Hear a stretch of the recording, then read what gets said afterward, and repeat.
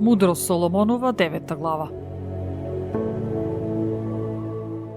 Боже на предците наши и Господи на милоста, кој си создал се со Твоето слово, кој си го создал човекот со Твојата мудрост за да владее на Твоите созданија, и свето и справедливо да управува со светот и да суди со правична душа.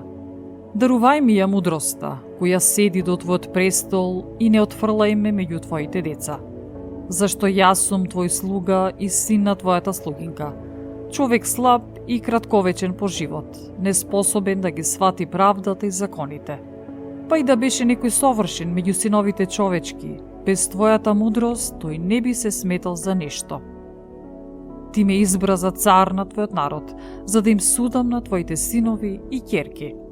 Ти ми рече да изградам храм на Твојата света гора и жртвеник во градот на Твоето живеалиште, сличи на светата скинија, што си ја подготвил од самиот почеток. Со Тебе е мудроста, која ги знае Твоите дела. Таа беше таму кога си го создал светот. Знае што е угодно пред Твоите очи и што е право според Твоите заповеди. Испрати од Твоите свети небеса, испрати од престолот на Твојата слава, за да ми помага во моите трудови и да знам што е угодно пред Тебе. Зашто таа се знае и се разбира. Мудро ќе ме раководи во моите работи и во својата слава ќе ме запази. Тогаш и делата мои ќе Ти бидат угодни и справедливо ќе управувам со народот и достоен ќе бидам за престолот на мојот татко. Зашто кој човек може да ги познае Божите намери? Кој може да знае што му е угодно на Господ?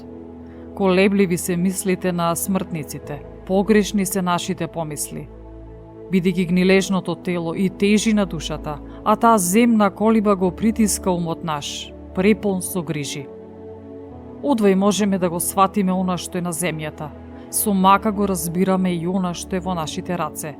А што има на небесата? Кој проверил? А волјата Твоја, кој ќе ја дознае, ако Ти мудроста не си ни ја дал и одозгора не ни го беше испратил Твојот свет дух?